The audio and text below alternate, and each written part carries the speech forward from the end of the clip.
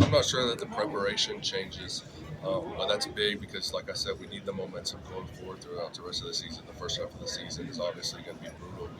We got some big away games that we got to play in. So just getting that momentum early will be big for us. Connor, can you talk about Jackson Arnold, especially the offense and how he's kind of taking control of the section? Yeah, no, he looks like a natural. I got to watch from the sideline because of my injury in the spring. Just seeing him kind of take, I spoke on it earlier, like natural command. Like he just looks comfortable. He knows where he's going to go with the ball, and it's been cool to see. Piggybacking off that question, how's your relationship been with Jackson? It's been awesome. I can sit here all day and talk about him as a football player, but just getting to know him off the field and how we've meshed and how he's meshed with the rest of the team has been awesome. What do you think it'll be like going against you? I'm sure I've never played there and I've never been on a visit there, but I'm sure the environment's going to be tough.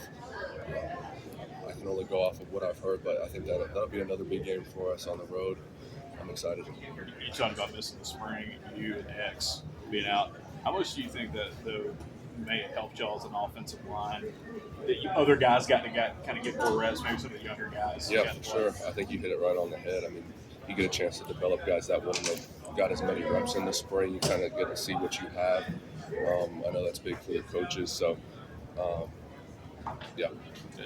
Obviously, we want you to go through the season fully healthy, but let's say you have to miss some time at any point.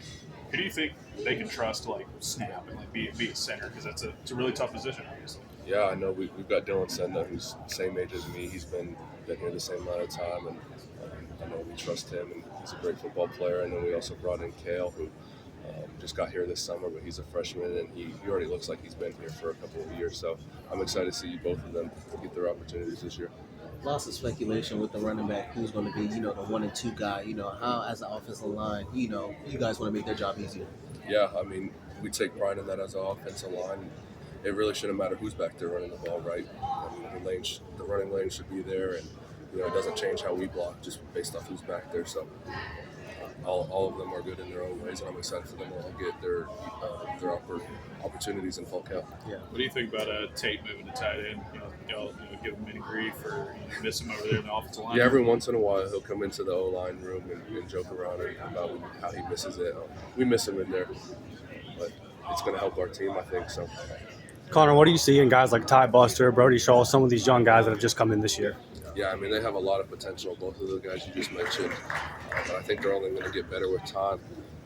They're not in a situation like me and a lot of freshmen from my class were in where you kind of just throw them into the fire. They're going to get a chance to kind of develop at their own pace. And, hopefully when their opportunity comes, I'm excited to see how they do. How confident are you now kind of taking that leadership role and showing those young guys when you came in as a true freshman, had to start midway through that season? Yeah, it's been awesome to kind of take that role.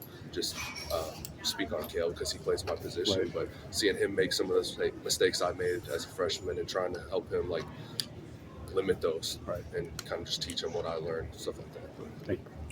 With the ever-changing landscape of college athletics with NIL and transfer portal, some fans believe that the game is kind of losing its rivalries and some of that passion for wanting to beat some specific other teams. Can you kind of speak on what you guys as a team and culture kind of feel about some of those rivalries like Georgia and Alabama?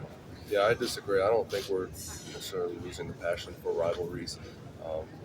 For me, like Alabama, the Iron Bowl, that's huge for the entire state. And, everybody in the country watches that game.